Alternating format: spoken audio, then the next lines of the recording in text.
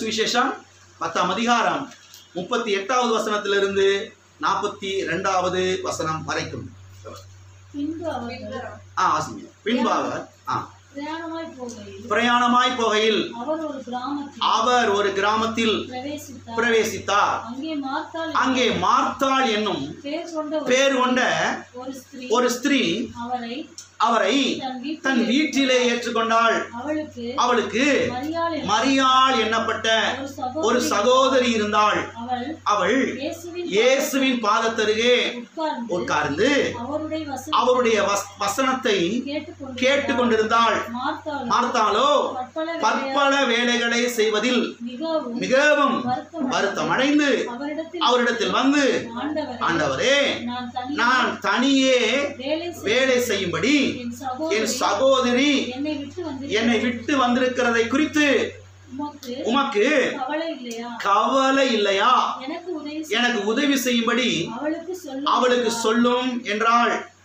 இயேசு அவளுக்கு பிரதி உத்தரமாக, மார்த்தாளே, மார்த்தாளே, நீ அநேகம் காரியங்களை குறித்து கவலைப்பட்டு கலங்குகிறாய். தேவையானது ஒன்றே. மரியாள் தன்னை விட்டு எடுபடாத நல்ல பங்கை தெரிந்து கொண்டாள் என்றார். இந்த சம்பவம் உங்களுக்கு நன்றாய் தெரியும். தெரியாதவர்களுக்கு வாசித்து காண்பித்தோம். மார்த்தாள் மரியாள் என்கிற இரு சகோதரிகளை குறித்து இங்கே நாம் பார்க்கிறோம். இவர்கள் இயேசுவை பாருங்க ஆண்டவராக தன்னுடைய வீட்டிலே ஏற்றுக்கொள்கிறார்கள். ஏற்றுக்கொண்டது மாத்திரமல்ல, அவரை உபசரிப்பதற்காக உணவை தயாரிக்கவும் கூட அங்கே அவர்கள் ஆயத்தப்பட்டு கொண்டிருக்கிறார்கள். அது மாத்திரமல்ல, மார்த்தாள் உணவு தயாரிப்பதிலே அவள் பாருங்க கவனமாயிருக்கிறாள். உணவு தயாரிப்பதிலே அவள் குறியாக இருக்கிறாள். ஆனால் மரியாளோ தேவனுடைய வசனத்தை கேட்பதிலே அவள் கவனமாய் இருக்கிறாள். எனவே இந்த வேத பகுதியிலே அநேக காரியங்களை நாம் அறிந்து கொள்ள வேண்டியது அவசியமாயிருக்கிறது. அறிந்து கொள்ளலாமா? ஆமென். முதலாவதாக இந்த வேத பகுதியிலே நாம் அறிந்து கொள்ள வேண்டிய காரியம் என்னவென்று சொன்னால், 38 வசனம் சொல்லுகிறது, அந்த ஸ்திரீ, ஒரு ஸ்திரீ அவரை தன் வீட்டிலே ஏற்றுக்கொண்டாள். அதாவது அந்த மார்த்தாள் என்கிற அந்த பெண் இயேசுவை தன்னுடைய வீட்டிலே என்ன செய்து கொண்டாள்? ஏற்றுக்கொண்டாள் என்று இங்கே நாம் பார்க்கிறோம். எனவே முதலாவதாக ஒரு மனுஷன் என்ன செய்ய வேண்டும் என்று சொன்னால், இயேசுவை ஆண்டவராக என்ன செய்ய வேண்டும்? ஏற்றுக்கொள்ள வேண்டும். இலக்கணம் வைத்து சொல்லுவோம், இயேசுவை ஆண்டவராக ஏற்றுக்கொள்ள வேண்டும். சரி, ஒரு மனுஷன் அல்லது ஒரு மனுஷி இயேசுவை ஆண்டவராக ஏற்றுக்கொள்ளும் பொழுது என்ன நடக்கிறது? என்ன நடக்கிறது என்று சொன்னால், அந்த மனுஷன் மறுபடியும் பிறக்கிறான். அந்த மனுஷன் ஆவியிலே மறுபடியுமாய் பிறக்கிறான். பாருங்க, அந்த மனுஷனுடைய பாவங்கள் மன்னிக்கப்படுகிறது, அக்கிரமங்கள் மன்னிக்கப்படுகிறது, மீறுதல்கள் மன்னிக்கப்படுகிறது. அந்த மனுஷன் ரட்சிக்கப்படுகிறான், மீட்கப்படுகிறான், தேவனுடைய பிள்ளையாய் மாறுகிறான். எங்கே தேவனுடைய பிள்ளையாய் மாறுகிறான்? ஆவியிலே தேவனுடைய பிள்ளையாய் மாறுகிறான். அந்த மனுஷனுடைய வாழ்க்கையில் இருக்கிற சாபங்கள் பாருங்க நீங்குகிறது. அவன் சாபத்திலிருந்து விடுதலையாக்கப்படுகிறான். அது மாத்திரமல்ல, அந்த மனுஷன் ஆசீர்வாதம் என்கிற அந்த மண்டலத்துக்குள்ளே, அந்த ரெல்முக்குள்ளே அவன் என்ன செய்கிறான்? நுழைகிறான். ஆகவே முதலாவதாக என்ன செய்ய வேண்டும்? இயேசு கிறிஸ்துவை ஆண்டவராக ஏற்றுக்கொள்ள வேண்டும். இப்படி சொல்றேன். முதல் படி என்ன? இயேசு கிறிஸ்துவை ஆண்டவராக ஏற்றுக்கொள்வது. இந்த மார்த்தாள் இயேசு கிறிஸ்துவை ஆண்டவராக ஏற்றுக்கொண்டார். இப்ப எல்லாரும் கவனிங்க. ஒரு மனுஷன் இயேசுவை ஆண்டவராக ஏற்றுக்கொண்டிருந்தால் மாத்திரம் போதாது. அது நல்லது. பாஸ்டர், நான் ஞானஸ்தானம் எடுத்துட்டேன், அது நல்லது. பாஸ்டர், நான் பரிசுத்த ஆவியானவருடைய அபிஷேகத்தை பெற்றுக்கொண்டேன், அது நல்லது. இப்ப இன்னொரு படி மேல வரணும். இயேசு கிறிஸ்துவை ஆண்டவராக ஏற்றுக்கொண்டீங்க, ஞானஸ்தானம் பெற்றீங்க, பரிசுத்த ஆவியானவருடைய அபிஷேகத்தை பெற்றுக்கொண்டீங்க. இது முதல் படி. இப்படி சொல்லலாம், இது எல்கேஜி. இப்ப அடுத்த ஸ்டெப்புக்கு என்ன செய்யணும்? வரணும். அடுத்த படிக்கு வரணும். அடுத்த படி என்ன தெரியுமா? தேவனை அறிகிற அறிவு என்கிற படி. ஆமென். அப்பாவை அறிகிற அறிவு என்கிற படி. இந்த பூமியிலே நீங்கள் வெற்றியாய் வாழ வேண்டும் என்றால் ரட்சிக்கப்பட்டிருந்தால் மாத்திரம் போதாது. ஞானஸ்தானம் எடுத்திருந்தால் மாத்திரம் போதாது, பரிசுத்த ஆவியானுடைய அபிஷேகத்தை பெற்றிருந்தால் மாத்திரம் போதாது, தேவனை அறிகிற அறிவு என்கிற அந்த படிக்குள்ளே நீங்கள் என்ன செய்ய வேண்டும்? வர வேண்டும். இன்னைக்கு அநேக கிறிஸ்தவர்கள் இங்கே நின்றுறாங்க, திருப்தி அடைஞ்சிடறாங்க. நான் ரட்சிக்கப்பட்டேன் பிரதர், நான் ஞானஸ்தானம் பெற்றேன் பிரதர், நான் அபிஷேகம் பெற்றேன் பிரதர், அப்புறம் என்ன செஞ்சீங்க பிரதர்? அப்புறம் நான் பாட்டு குறிச்சு தீச்சிங்க பிரதர். இவங்க அதுலேயே திருப்தி அடைஞ்சிடறாங்க. எல்கேஜி போனதோடு நின்றுறாங்க.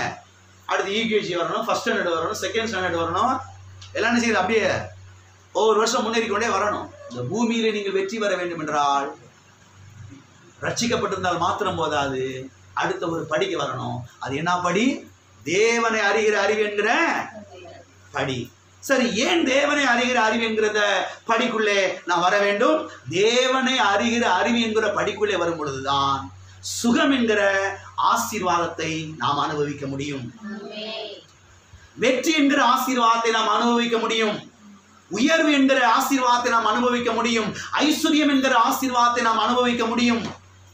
ஞானம், செழிப்பு என்கிற ஆசீர்வாதத்தை நாம் பெற்று அனுபவிக்க முடியும். எல்லா ஆசீர்வாதங்களையும் நாம் பெற்று அனுபவிக்க வேண்டும் என்றால் தேவனை அறிகிற அறிவு என்கிற படிக்குள்ளே என்ன செய்ய வேண்டும்? நாம் வர வேண்டும். எனவேதான் அப்பாவை அறிகிற அறிவுக்காக நாம் வாஞ்சிக்க வேண்டும், விரும்ப.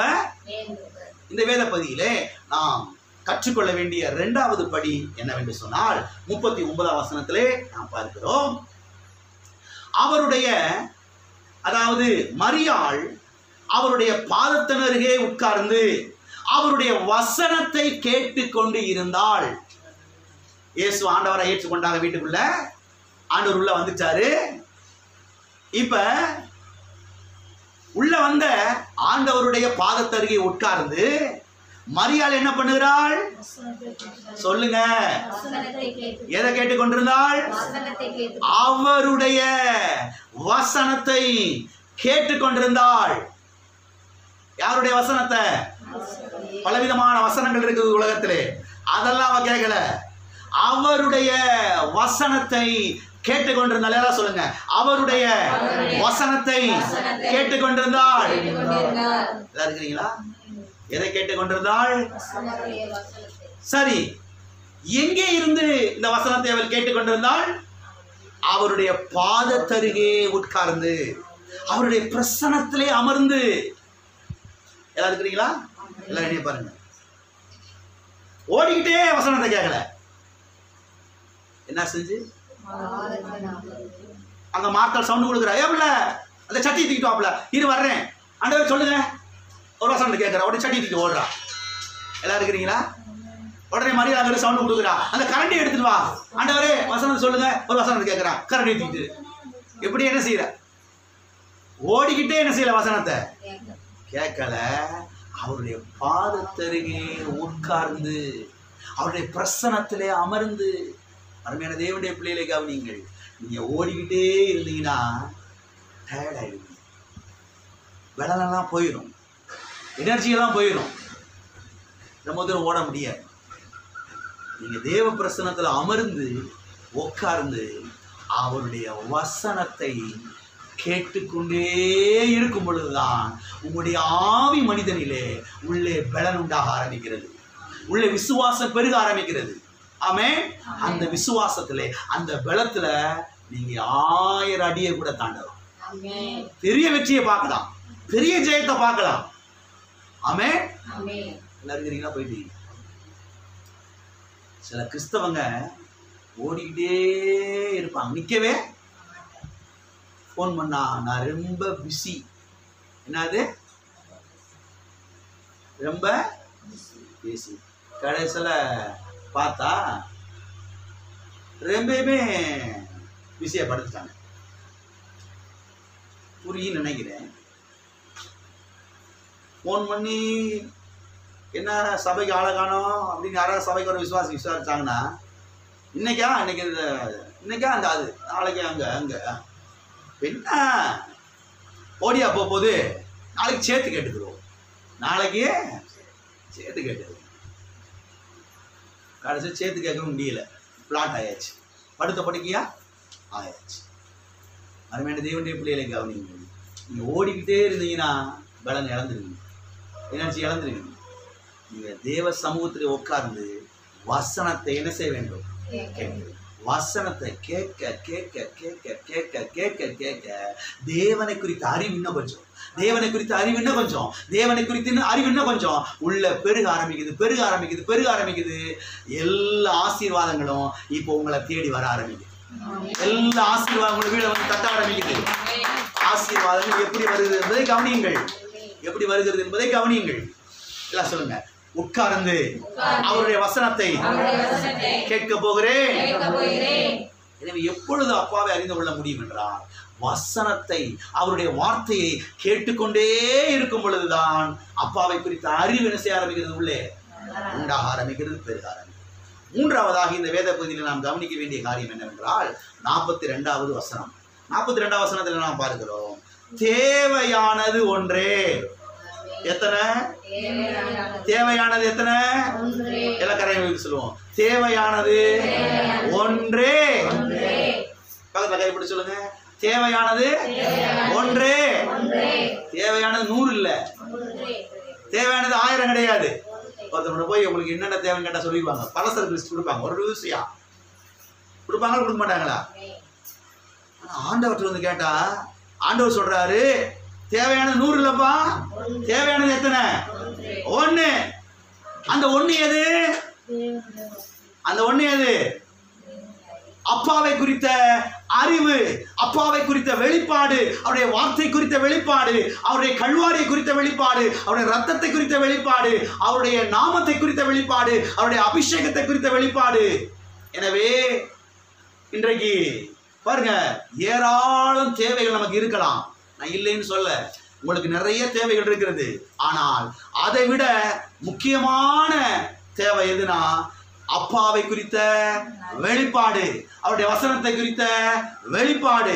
ஏனென்று சொன்னால் இந்த தேவை பூர்த்தியாகும் பொழுது மற்ற உலக பிரகாரமான எல்லா தேவைகளும் பூர்த்தியாயிடும். இதை நீங்க செய்யுங்க, இதை தொடர்ந்து பண்ணுங்க. நான் சொல்றேன், உங்களுக்கு என்னென்ன தேவையோ எல்லாம் ஒவ்வொன்றாய் வரிசையா வந்து சந்திக்கப்பட ஆரம்பிக்கும். ஆமென்.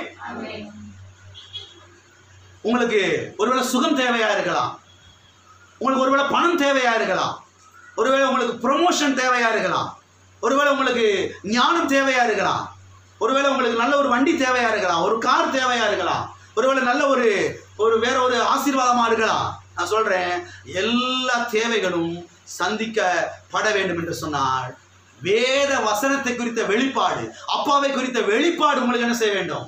உண்டாக வேண்டும். இந்த வெளிப்பாடு வரும் பொழுது மற்ற எல்லா தேவைகளும் என்ன செய்யப்பட ஆரம்பிக்கிறது? சந்திக்கப்பட ஆரம்பிக்கிறது. ஆமென். நான்காவதாக இந்த வேத பகுதியிலே நாம் கவனிக்க வேண்டிய காரியம், கற்றுக்கொள்ள வேண்டிய காரியம் என்னவென்று சொன்னால் 42வது வசனத்தை வாசிக்கிறேன், கவனியுங்கள். தேவையானது ஒன்றே, மரியாள் தன்னை விட்டு எடுபடாத நல்ல பங்கை தெரிந்து கொண்டாள். மரியாள் தன்னை விட்டு எடுபடாத நல்ல பங்கை இயேசு இங்கே எதை நல்ல பங்கு என்று சொல்லுகிறார்? வசனத்தை கேட்பதுதான் நல்ல பங்கு என்று சொல்லுகிறார். எல்லாம் சொல்லுங்க, வசனத்தை கேட்பதுதான் நல்ல பங்கு. ஆமென். அது மாத்திரமல்ல, இயேசு இங்கே பாருங்க என்ன சொல்லுகிறார் என்று சொன்னால், தன்னை விட்டு எடுபடாத, அதாவது தனக்குள்ளே இருந்து எடுக்க முடியாத நல்ல பங்கை மரியாள் என்ன செய்து கொண்டாள்? தெரிந்து கொண்டாள். எனவே எதை எடுக்க முடியாது என்றால், உங்களுக்குள்ளே இருக்கிற தேவனுடைய ராஜ்யத்தை, உங்களுக்குள்ளே இருக்கிற விசுவாசத்தை, உங்களுக்குள்ளே இருக்கிற அந்த வசனத்தை குறித்தான வெளிப்பாடை, உங்களுக்குள்ளே இருக்கிற அப்பாவை குறித்த அந்த வெளிப்பாடை யாரால என்ன செய்ய முடியாது? எடுக்க முடியவே முடியாது. மார்த்தாள் இருக்கிறாளே, அவ பாருங்க மசாலா அரைக்கிறதுலயே தீவிரமா இருக்கிறா. எதுல தீவிரமா இருக்கிறா? ஐயோ, ஆண்டவர் வந்துட்டாரு, ஆண்டவருக்கு நல்ல சிக்கன் 65 போடணும், நல்ல வறுவலை வைக்கணும், ஐயோ உப்பு குடியிடக்கூடாது, அது குடியிடக்கூடாது, கவலை முழுவதும் மசாலா அரைக்கிறதா இருக்குது. எல்லாம் இருக்கிறீங்களா? இன்னைக்கு அநேகருக்கு பார்த்தீங்கன்னா கவலை, பலவிதமான கவலை. மார்த்தாள் சொல்றா, ஆண்டவரே உமக்கு கவலை இல்லையா? என்ன இல்லையா? அவரவே கவலைப்படுறது கம்பெனிக்கு இருக்கிறா. பாருங்க, கவலைப்படாதீங்கன்னு சொன்ன அவரை பார்த்து, ஆண்டவரே உமக்கு கவலை இல்லையா? உமக்கு லாலிபப்பு சாப்பிட வேணாமா? இப்படி வந்து சோம்பேறி மாதிரி உட்காந்து உங்களுடைய பாதத்திலே உட்காந்து வசனத்தை கேட்டுக்கிட்டு இருக்காளே என் தங்கச்சி மரியா, நீங்க கொஞ்சம் சொல்லுங்க ஆண்டவரே, இந்த சட்டியை தூக்கிட்டு சொல்லுங்க ஆண்டவரே. அவரை காதுல வாங்கவே இல்லை, காதுல வாங்கவே இல்லை. பாதத்திற்கே உட்கார்ந்து அவருடைய வசனத்தை காதினாலே கேட்டுக்கொண்டே இருந்தாள். அவளை பார்த்து கர்த்தர் சொல்லுகிறார், மரியாள் தன்னை விட்டு எடுபடாத நல்ல பங்கை தெரிந்து கொண்டாள். தேவையானது ஒன்றே, 100 இல்ல, இந்த ஒன்றே. இது ஒன்று வந்துருச்சுன்னா அந்த 100 தேவையும் சந்திக்கப்பட்டோம். அந்த 100 காரியங்கள் வந்துருக்கு, எல்லா ஆசீர்வாதங்களும் வந்துடும். ஆமென். ஆகையால்தான் வேதத்தை அதிகமாய் நீங்கள் வாசிக்க வேண்டும். வேதத்தை அதிகமாய் வாசித்து அம்மை அழைத்தவரை அறிகிற அறிவில் என்ன செய்ய வேண்டும்? வளர வேண்டும், பெருக. ஆழமாய் கவனியுங்கள். வெளியே இருக்கிறவைகளை எடுத்து விடலாம், ஆனால் உள்ளே இருக்கிறவர்கள் என்ன செய்ய முடியாது? எடுக்க முடியாது. உள்ளே இருக்கிற விசுவாசத்தை, உள்ளே இருக்கிற வெளிப்பாடை யாரால என்ன செய்ய முடியாது? எடுக்க முடியாது. வெளியே இருக்கிற பணத்தை யாரெல்லாம் எடுத்துக்கலாம், வெளியே இருக்கிற பொருளை யாரெல்லாம் எடுத்துக்கலாம், வெளியே இருக்கிற சொத்தை யாரெல்லாம் எடுத்துக்கலாம், வெளியே இருக்கிற வண்டி காரை யாரெல்லாம் எடுத்துக்கலாம். ஆனா உள்ள இருக்கிறது பாருங்க விசுவாசம், தேவனை குறித்த வெளிப்பாடு, தேவனை குறித்த வெளிச்சம், அப்பாவை குறித்த அறிவு, கல்வாரி சிலுவை குறித்த வெளிப்பாடு. அதை யாரால என்ன செய்ய முடியாது? எடுக்க முடியாது. ஆமென். டெரி மைஸ் என்கிற ஒரு பிரசங்கியார் சொல்றாரு, என்ன சொல்றாரு? என்கிட்ட இருக்கிற எல்லாத்தையும் எடுத்துக்க. போல்டா சொல்றாரு, தைரியமா சொல்றாரு. அவர் வந்து ஏரோப்ளேன்லாம் வச்சிருக்கிறாருங்க. என்கிட்ட எடுத்துக்கன்னா அவர் வந்து பிச்சைக்காரன் எடுத்துக்கிறாரு கூடாது. அவர் சொந்தமாக ஏரோப்ளேன்லாம் வச்சிருக்கிறாரு, வண்டி காரு பங்களா அது இது எக்கு தப்பா வச்சிருக்கிறாரு. அவர் சொல்றாரு, என்கிட்ட இருக்கிற எல்லாத்தையும் எடுத்துக்க, எல்லாத்தையும் எடுத்துக்க, இந்த ஒன்றை மட்டும் என்கிட்ட கொடுத்துரு, இந்த ஒன்றை மட்டும் என்கிட்ட கொடுத்துரு, இனி வெறும் ஆளை விட்டுரு போதும். என்கிட்ட இருக்கிற காரு பங்களா ஏரோப்ளேன் எல்லாத்தையும் எடுத்துக்க, ஒன்று மட்டும் நான் வச்சுக்க, இது ஒன்று இருந்தால் எனக்கு போதும். என்கிட்ட நீ எடுத்த பாரு, இதை மாதிரி டபுள் மடங்கு நான் வாங்க முடியும், டபுள் மடங்கு நான் வாங்க முடியும். ஏன்னா இதுக்குள்ள எல்லா ஆசீர்வாதங்களும் என்ன செய்யுது? நான் இதை மணிக்கணக்கில் உட்காந்து வாசித்து அப்பாவை குறித்த அறிவை பெற்றுக்கொள்ள கர்த்தர் அங்கங்க கிரியை செய்து, அங்கங்க உள்ளத்துல பேசி கிரியை செய்து எல்லாத்தையும் கொண்டு வந்து கொடுக்க வச்சிருவாரு. எல்லா ஆசீர்வாதங்களும் என்னைய தேடி வரும். எல்லா ஆசீர்வாதத்தையும் தேடி நான் ஓட மாட்டேன். நான் அப்பாவை தேடுறேன், அவருடைய பிரசன்னத்தை தேடுறேன், அவருடைய வார்த்தையை தேடுறேன், அவருடைய கல்வாரியை தேடுறேன், அவர் அறிகிற அறிவில வளர வேண்டும் என்கிறதுலே வாஞ்சியா இருக்கிறேன். ஆகவே எல்லா ஆசீர்வாதங்களும் என்னை தேடி என்ன செய்கிறது? வருகிறது. எனவே வசனத்தை கேட்டுக்கொண்டே இருந்தால் அப்பாவை குறித்த வெளிச்சம் நமக்குள்ள என்ன செய்ய ஆரம்பிக்கும்? பெருக ஆரம்பிக்கும்.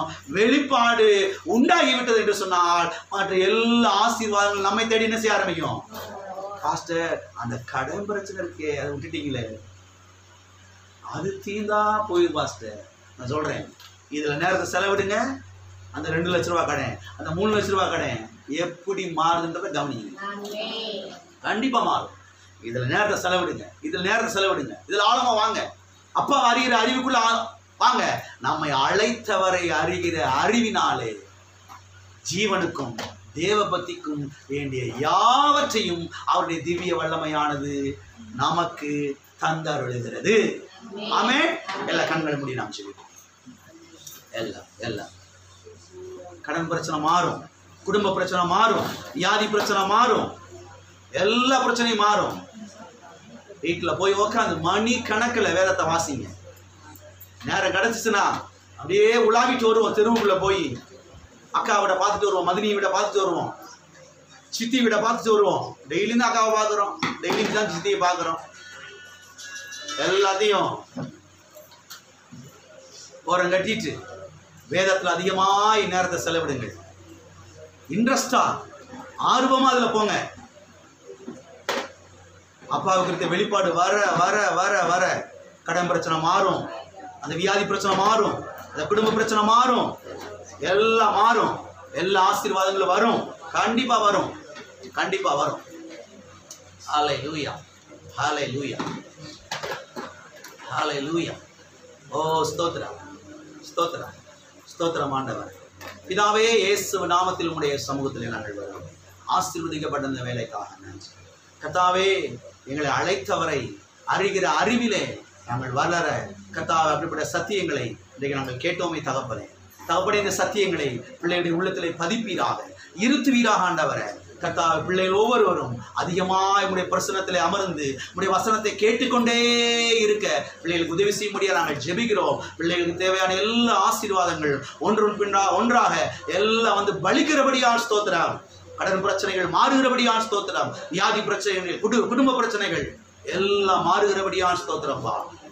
எல்லா ஆசீர்வாதங்களும் பிள்ளைகளுக்கு உண்டாகிறபடியால் ஸ்தோத்திரம். நாமத்தை மகிமைப்படுத்தும் இயேசுவின் நாமத்தில் பிதாவே.